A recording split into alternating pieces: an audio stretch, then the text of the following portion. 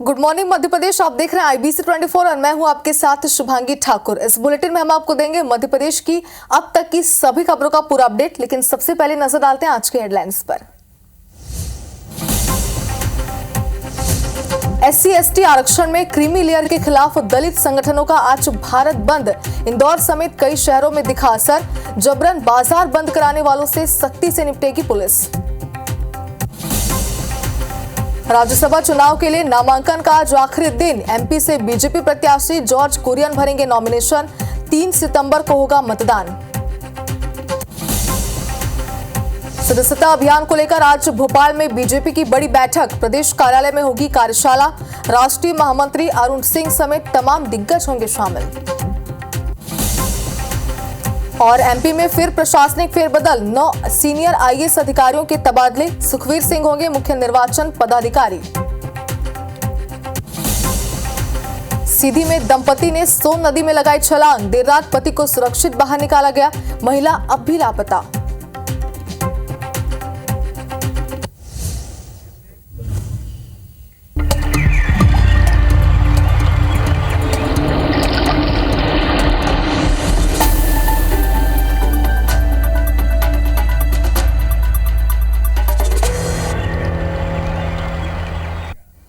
और हेडलाइंस के बाद बुलेटिन की शुरुआत करते हैं इस वक्त की बड़ी खबर के साथ। और जैसे कि जानकारी आज सुबह से हम आप तक पहुंचा रहे हैं कि आज सुप्रीम कोर्ट के आरक्षण के फैसले को लेकर भारत बंद का आह्वान किया गया है। इंदौर से अगर बात करें तो इंदौर में भी भारत बंद का पूरा असर देखने को मिल रहा है। शहर के कई जगहों पर पुलिस बल की तैनाती की गई है। अस्पताल और आपातकाल सेवाएं जो है वो यहाँ पर चालू रहेंगी। तो आज भारत बंद का ऐलान यहाँ पर किया गया। लेकिन अगर बात करें इंदौर की तो शहर में भी भारत बंद का पूरा असर देखने को मिला है। आपको बता दें कि सुप्रीम कोर्ट ने अपने एक निर्णय में अनुसूचित जाति और अनुसूचित जनजाति यानी कि SC/ST में उपवर्ग बनाने का अधिकार राज्यों को दे दिया है। और इसी के साथ ही सुप्रीम कोर्ट ने SC/ST आरक्षण में क्रीमी लेयर लागू करने के लिए भी कहा है। और कोर्ट के इस फैसले का बहुजन समाज पार्टी सुप्रीमो मायावती समेत नेता भी विरोध कर रहे हैं। तो जगह जगह पुलिस बल की तैनाती भी की गई है। और इस खबर पर ज्यादा जानकारी के लिए हमारे सहयोगी निहारिका शर्मा इस वक्त हमारे साथ इंदौर से लाइव जुड़ चुकी है। अगर निहारिका बात करें तो पूरे देश में कई ऐसी जगह है जहां पर बंद का पूरा असर देखने को मिला है, क्योंकि आप इस वक्त इंदौर में मौजूद है। बताइए वहां पर बंद का कितना असर देखने को मिला है, पुलिस बल की तैनाती कैसे की गई है, क्या किया गया है, बताइए। जी शुभांगी, देखिए इंदौर में जो भारत बंद है उसका असर सुबह से ही देखने को मिला है। इस वक्त हम लोग इंदौर के हृदय स्थल राजवाड़ा पर मौजूद है, जहां पर आप देख सकते हैं कितनी बड़ी संख्या में पुलिस बल जो है उन्हें यहां पर तैनात किया गया है। दरअसल SC/ST आरक्षण में क्रीमी लेयर लागू करने के संबंधी सुप्रीम कोर्ट के फैसले के विरोध में आरक्षण बचाओ संघर्ष समिति ने 21 अगस्त यानी आज भारत बंद का ऐलान किया है, जिसके चलते भारत बंद का समर्थन कई दलित संगठनों ने भी किया है। इसके अलावा बसपा ने भी भारत बंद का समर्थन किया है। किसी भी तनाव से बचने के लिए पुलिस को सभी जिलों में तैनाती बढ़ाने के लिए कहा गया था। सुप्रीम कोर्ट ने राज्य सरकार को SC/ST आरक्षण में क्रीमी लेयर बनाने की अनुमति दी थी। कोर्ट ने कहा था कि जिन्हें वास्तव में इसकी आवश्यकता है उनको आरक्षण में प्राथमिकता मिलनी चाहिए। इस फैसले पर व्यापक बहस भी छिड़ गई थी।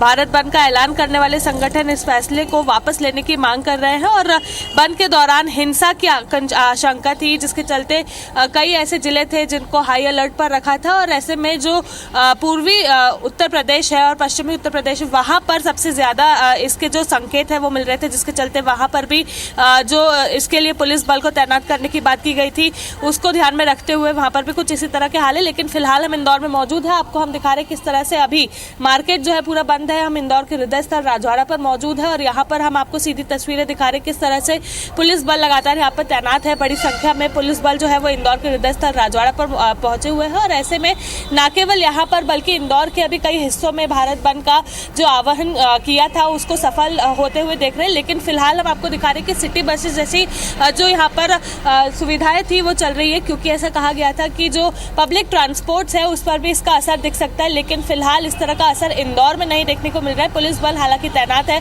मार्केट फिलहाल बंद है और इसी के चलते जैसा कहा गया था कि इमरजेंसी सुविधाएं चालू रहेंगी वो चालू है, स्कूल चालू है, कॉलेजेस चालू है और इसके साथ पेट्रोल पंप और साथ ही में निजी जो भी कंपनीज है वे भी चालू है, लेकिन आगे आने वाले समय में हमें पता चलेगा, जैसे जैसे दिन बढ़ेगा, समय बीतेगा, तो हमें पता चलेगा कि किस तरह का इंदौर में हमें हाल देखने को मिल रहा है। लेकिन चूंकि इंदौर में अलर्ट जारी था, इसी के चलते पुलिस बल जो है वो यहाँ पर सुबह से तैनात है, जिसकी तस्वीरें IBC 24 ने अपने दर्शकों को दिखाई है। जी बिल्कुल निहारिका, तो शहर के हृदय स्थल राजवाड़ा में इस वक्त आप मौजूद हैं और आपने तस्वीरें दिखाई जिसमें आप देख सकते हैं कि बंद का पूरा असर यहाँ पर देखते ही बन रहा है। साथ ही आपने भी जानकारी दी कि कुछ इमरजेंसी सेवाएं यहाँ पर चालू है। आगे पूरे दिन बंद को लेकर क्या असर शहर में रहता है, इसे लेकर अपडेट आपसे लेंगे। फिलहाल बहुत शुक्रिया तमाम जानकारी के लिए।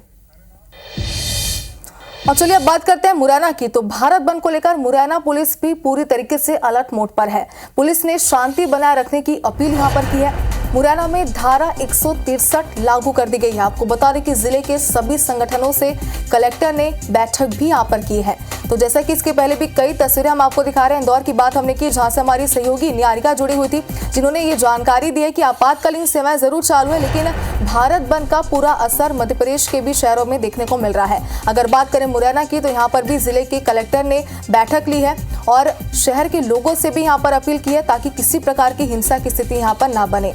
तो सत्येंद्र तोमर हमारे साथ ज्यादा जानकारी के लिए फोनलाइन पर जुड़ चुके हैं। सत्येंद्र, अगर बात करें मुरैना की, तो बंद का कितना असर यहाँ पर देखने को मिल रहा है?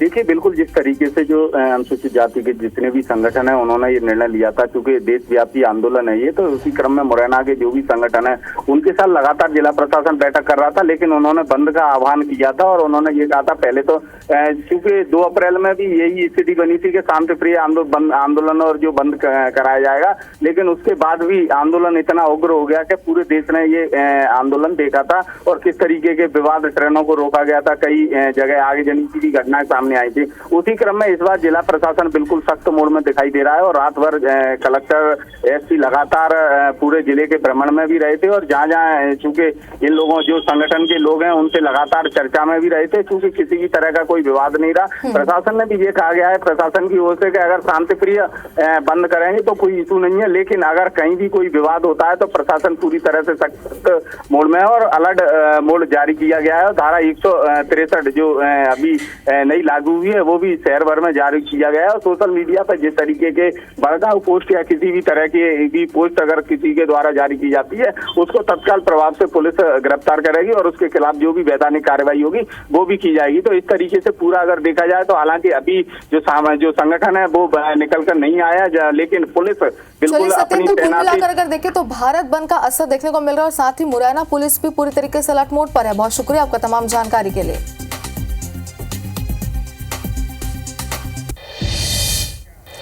और चलिए अब बात करते हैं बीजेपी के सदस्यता अभियान की। तो सदस्यता अभियान को लेकर बीजेपी की बड़ी बैठक है। प्रदेश कार्यालय में सदस्यता अभियान की कार्यशाला का आयोजन किया गया है। बैठक में प्रदेश कोर ग्रुप, संभाग प्रभारी, सांसद शामिल होंगे और इसी के साथ जिला प्रभारी, अध्यक्ष, महामंत्री मोर्चे के प्रदेश अध्यक्ष भी शामिल होंगे। प्रदेश स्तर के नेता बीजेपी की बैठक में मौजूद रहेंगे। साथ ही सदस्यता अभियान के प्रभारी विनोद तावड़े भी मौजूद रहेंगे। बीजेपी के राष्ट्रीय महामंत्री अरुण सिंह भी मौजूद रहेंगे। आपको ये भी जानकारी दे दें कि 64,871 सभी मंडलों में कार्यशाला का आयोजन किया जा रहा है। 31 अगस्त को सभी बूथों पर कार्यशाला होगी। ज्यादा बार हार मिलने वाले बूथों पर विशेष तौर पर बीजेपी का फोकस रहेगा।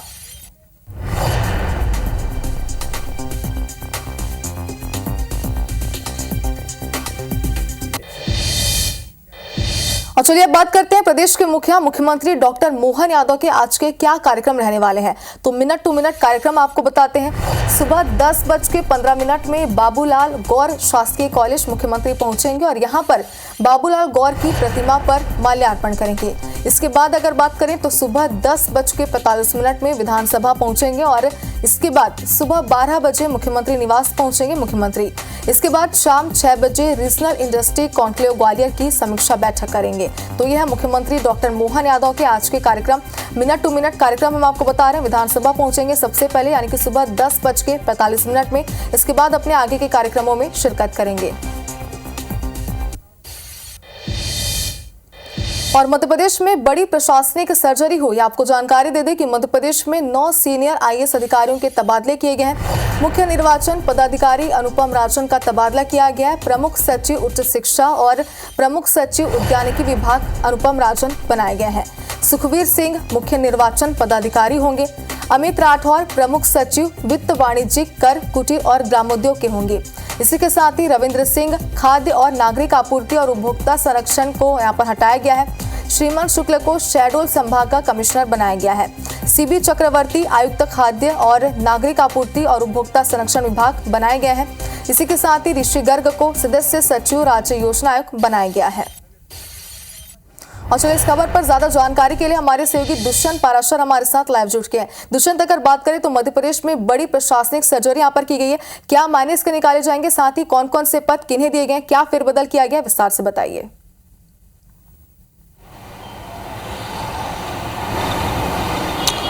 आप बिल्कुल देखिए, मध्य प्रदेश में जिस तरीके से चाहे हम मोहन यादव की बात कर रहे हैं, तो लगातार जिस तरीके से वो काम कर रहे हैं, उनके काम करने के तौर तरीकों के साथ साथ अधिकारियों के भी तौर तरीके ठीक हो और लगातार काम में वृद्धि हो। तो ऐसे में इस बात को ध्यान में रखते हुए सरकार ने लगातार प्रशासनिक सर्जरी जो है वो करती जा रही है सरकार।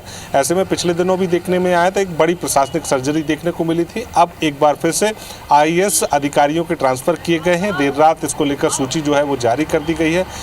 9 बड़े नाम हैं जिनको लेकर इस सूची में जिनके नाम हैं, जिनमें मुख्य निर्वाचन पदाधिकारी अनुपम राजन भी है। अनुपम राजन को एक लंबा अनुभव है और उस लंबे अनुभव का लाभ जो है वो अब सरकार में सत्ता में रहते हुए सत्ताधीश जो है, सत्ताधारी दल है, और जिस तरीके से सरकार को मिल सके इसको लेकर सरकार ने प्रयास किया है और उनको उद्यानिकी विभाग के साथ साथ उच्च शिक्षा विभाग का प्रभार जो है वो दिया है। तो ऐसे में 2 अलग अलग विभागों के उनको प्रमुख सचिव जो है वो बनाया गया है और जिस तरीके से प्रयास किया गया है कि उनका जो अनुभव रहा है उस अनुभव का लाभ इन विभागों को मिल सके। इसके साथ ही अगर सुखबीर सिंह की बात करें तो सुखबीर सिंह उद्यानिकी विभाग के प्रमुख सचिव थे, उनके साथ में एक अन्य विभाग का भी उनके पास अतिरिक्त प्रभार था। अब उनको मुख्य निर्वाचन पदाधिकारी मध्य प्रदेश का बनाया गया है। तो ऐसे में कहीं ना कहीं जिस तरीके से अधिकारियों के कामकाज को लेकर अधिकारियों के लगातार जो जिस तरीके से व्यवस्थाएं अधिकारी लगातार दे रहे थे सरकार को, जिस तरीके से लगातार काम कर रहे थे अलग अलग विभागों में, उनको लेकर उनके कामकाज का एक पूरा खाका तैयार किया गया और कामकाज के खाके के बाद सरकार ने फैसला लिया कि अब प्रशासनिक सर्जरी की ज़रूरत है। तो ऐसे में 9 आईएएस अधिकारियों को ट्रांसफ़र किया गया। सुखबीर सिंह भी एक बड़ा नाम जो है इस सूची में नज़र आता है। जिस तरीके से अगर बात करें सूची की, तो यहाँ पर जिस तरीके से श्रीमान शुक्ला की बात करें या फिर हम अनुपम राजन की बात करें या फिर अन्य जो अधिकारी हैं उनकी बात करें, तो हर एक अधिकारी के काम का एक खाका तैयार किया गया, एक रिपोर्ट तैयार की गई और उस काम के आधार पर ही उनके ट्रांसफ़र जो है एक विभाग से दूसरे विभाग में किए गए हैं। जिस तरीके से अमित राठौर की बात करें तो प्रमुख सचिव मध्य प्रदेश शासन वाणिज्य कर विभाग के थे, इनका ट्रांसफ़र करके वित्त विभाग तथा प्रमुख सचिव वाणिज्य कर विभाग तो इनको दिया ही गया, अतिरिक्त प्रभार कुटीर ग्रामोद्योग का इनको दिया गया है। तो ऐसे में फेरबदल जो है बड़ी संख्या में किया गया। रविंद्र सिंह की बात करें तो आयुक्त सह संचालक और खाद्य नागरिक आपूर्ति निगम ये थे, लेकिन इनको अब जो है सचिव मध्य प्रदेश शासन के पद पर भेजा गया है। जिस तरीके से अगर बात की जाए श्रीमान शुक्ला की, तो उनका ट्रांसफर करके शहडोल, बिल्कुल दुष्यंत, जैसे कि जानकारी शुरुआत में आप दे रहे थे कि मुख्यमंत्री डॉक्टर मोहन यादव के कार्यकाल में इसके पहले भी बड़ी प्रशासनिक सर्जरी देखी गई है और जाहिर सी बात है कि सरकारी कामकाजों में सुदृढ़ता लाने के लिए और इसी के साथ ही जो सरकारी कामकाज है उनमें आगे विकास के लिए बड़ा फेरबदल यहां पर किया गया। चलिए, बहुत शुक्रिया आपको तमाम जानकारी के लिए। और आगे बढ़ते हैं तो मध्य प्रदेश में खाली हुई राज्यसभा की एक सीट पर 3 सितंबर को चुनाव होने हैं, जिसके लिए बीजेपी ने जॉर्ज कुरियन को अपना प्रत्याशी बना दिया है। जॉर्ज कुरियन केरल के रहने वाले हैं और फिलहाल वो केंद्रीय मत्स्य पशुपालन डेयरी विभाग के राज्य मंत्री हैं। आपको बता दें कि आज नामांकन भरने की अंतिम तारीख है। आज कुरियन अपना नामांकन दाखिल करेंगे। कुरियन का निर्विरोध चुना जाना तय माना जा रहा है और ये भी जानकारी दे दें कि गुना शिवपुरी सीट से लोकसभा सांसद चुने जाने के बाद ज्योतिरादित्य सिंधिया ने राज्यसभा से इस्तीफा दे दिया था, जिसके बाद से ही ये सीट खाली है और राज्यसभा सीट पर होने वाले चुनाव के लिए 22 अगस्त को नामांकन पत्रों की जांच होगी। 27 अगस्त तक नाम वापस लिए जा सकेंगे। जरूरत पड़ी तो 3 सितंबर को सुबह 9 बजे से शाम 4 बजे तक मतदान होगा। और चलिए, अब आपको ये भी जानकारी दे दें कि कौन है ये और प्रत्याशी जो बनाए गए हैं, क्या इनका पूरा राजनीतिक सफर अब तक का रहा है। तो जॉर्ज कुरियन कौन है ये आपको बता दें। केरल के कोट्टायम जिले के ये रहने वाले हैं। मोदी कैबिनेट में एकमात्र ईसाई मंत्री रहे हैं, ये भी बता दें आपको। साथ ही 19 साल की उम्र में बीजेपी में शामिल हुए थे, यानी कि लंबा राजनीतिक करियर इनका रहा है, लंबा सफर इनका रहा है। साथ ही भाजपा के राष्ट्रीय उपाध्यक्ष भी रहे हैं। और चलिए अब ग्वालियर से आपको बड़ी खबर दिखाते हैं, जहां नितिन गडकरी और ज्योतिरादित्य सिंधिया की मुलाकात हुई है। किस बात को लेकर मुलाकात हुई है, क्या खास है, ये आपको बताते हैं। विकास कार्य और बड़े निर्माणों के लिए ये मुलाकात हुई है। वीडियो कॉन्फ्रेंसिंग के जरिए एक बैठक आयोजित की गई थी, जिसमें भोपाल से जुड़े NHAI के अधिकारी भी थे और बेहद खास ये बैठक थी, बेहद खास ये मुलाकात मानी जा रही है, क्योंकि जाहिर सी बात है कि विकास को लेकर प्रदेश में और विकास कार्यों के साथ साथ निर्माणों के लिए भी ये मुलाकात थी। तो जाहिर सी बात है कि इनकी मुलाकात के बाद आगे प्रदेश में कई बड़े निर्णय हो सकते हैं, क्योंकि ऐसे कई लंबित कार्य हैं जिनको लेकर कई बार सवाल भी उठ चुके हैं और हो सकता है कि इन मुद्दों को लेकर, इन कार्यों को लेकर कई बड़े निर्णय, कई बड़े प्रस्ताव भी इसमें पारित हो सकते हैं।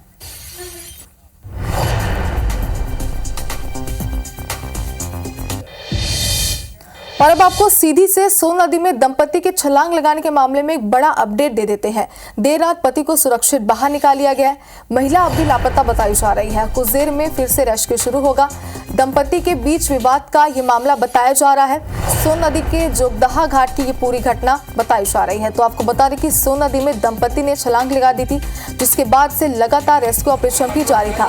इस वक्त ये बड़ा अपडेट है कि देर रात पति को तो सुरक्षित बाहर निकाल लिया गया है, लेकिन महिला अभी लापता है।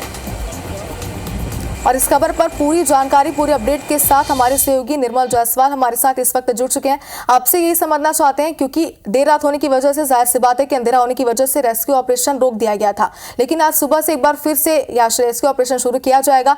कब से शुरू किया जाएगा, क्या अपडेट है, और पति को सुरक्षित निकाल लिया गया है? जी बिल्कुल, जैसे कि ये पूरी घटना देर शाम की है, जहां पर बहरी निवासी पति पत्नी दोनों अपने मायके गए हुए थे, जहां पर कि कल देर शाम को लौटे और बीच जोगदहा सोन नदी के पुल पर दोनों के बीच में बात बहस हुई है, जिसके कारण गुस्सावश पत्नी ने सोन नदी में छलांग लगा दिया और उसको बचाने के लिए पीछे से पति ने भी छलांग लगा दिया। लेकिन वहां पर पति को सकुशल पूर्वक निकाल लिया गया है, लेकिन देर रात तक पत्नी का कोई भी वहां पे सुराग नहीं मिल पाया है और देर रात तक रेस्क्यू चल रहा था। अभी यहाँ पे रेस्क्यू की टीम सीधी से अभी रवाना हुई है और ये उम्मीद जताई जा रही है कि लगभग आधे घंटे बाद जोगदहा पुल पर पुनः से महिला को रेस्क्यू करने की कवायद चालू हो जाएगी। बिल्कुल मनोज, लेकिन ये भी समझना चाहते हैं आपसे, क्योंकि कुछ देर में रेस्क्यू ऑपरेशन शुरू हो जाएगा, ये अपडेट आप तक हम पहुंचा रहे हैं। जो तमाम अधिकारी हैं प्रशासन के वहां पे और टीम भी मौजूद है रेस्क्यू टीम से, इसके कोई संपर्क आपका हो पाया क्या, उन्होंने कहा रेस्क्यू को लेकर? जी बिल्कुल, जैसा उनका ये कहना था कि कल देर रात को रेस्क्यू नहीं हो पाया था, अंधेरे के कारण रेस्क्यू को रोक दिया गया था और अभी लगभग सीधी मुख्यालय से रेस्क्यू की टीम रवाना हो चुकी है और लगभग आधे घंटे बाद जोगदहा पुल के पास से पुनः से महिला का रेस्क्यू ऑपरेशन शुरू किया जाएगा। हम आपको बताना चाहेंगे कि सबसे बड़ी बात यह है कि जहां पर इस महिला के द्वारा छलांग लगाई गई है, वहां से 50 मीटर दूरी पर सोन घड़ियाल अभयारण्य है, जहां पर के 80 से 90 घड़ियाल प्रशासन के पले हुए। तो अभी किसी भी प्रकार की घटना को कहने से अभी थोड़ा सा वक्त लगेगा और रेस्क्यू ऑपरेशन खत्म होने के बाद ही पता चल पाएगी कि महिला की स्थिति क्या है। चलिए मनोज, तो आगे अपडेट जरूर आपसे लेंगे महिला के रेस्क्यू को लेकर। फिलहाल बहुत शुक्रिया तमाम जानकारी के लिए। और अब इंदौर में शहर से आपको डेंगू का अपडेट देते हैं। तो डेंगू के 11 नए मरीज सामने आ चुके हैं, यानी कि शहरवासियों को और भी ज्यादा अलर्ट रहने की जरूरत है। मरीजों में 7 पुरुष और 4 महिलाएं शामिल हैं। जांच में एक बच्चा भी डेंगू पॉजिटिव पाया गया है। कुल मरीजों की संख्या 241 हो गई है। हर दिन डेंगू के लार्वा को नष्ट भी यहाँ पर किया जा रहा है। तो स्वास्थ्य विभाग तो अलर्ट है ही, लेकिन अब शहरवासियों को और भी ज्यादा अलर्ट रहने की जरूरत है। हालांकि डोर टू डोर सर्वे किया जा रहा है, लोगों को जागरूक किया जा रहा है, लेकिन लगातार डेंगू के मरीजों का आंकड़ा बढ़ता हुआ ही नजर आ रहा है।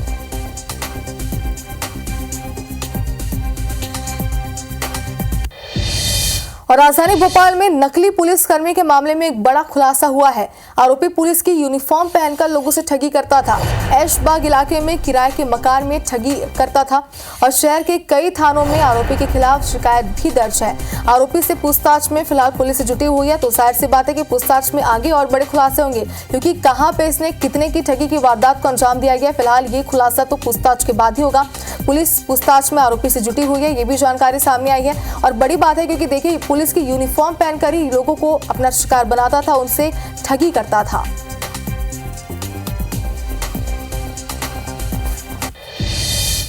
और इंदौर के हीरानगर थाना क्षेत्र में एक दुल्हन 10 लाख रुपए लेकर घर से भाग गई। पीड़ित युवक ने डीसीपी से मामले की शिकायत की है और महिला के खिलाफ एफआईआर का आवेदन दिया है। शिकायती आवेदन में युवक ने ये बताया कि उसकी शादी 2 साल पहले दुकान लगाने वाली महिला से हुई थी, लेकिन शादी के कुछ महीने के बाद ही महिला ने अपनी बहन की शादी के नाम पर 10 लाख रुपए ले लिए और भाग निकली, जिसके बाद वह वापस नहीं लौटी। पीड़ित का यह आरोप है कि संबंधित महिला इससे पहले 2 बार शादी कर चुकी है।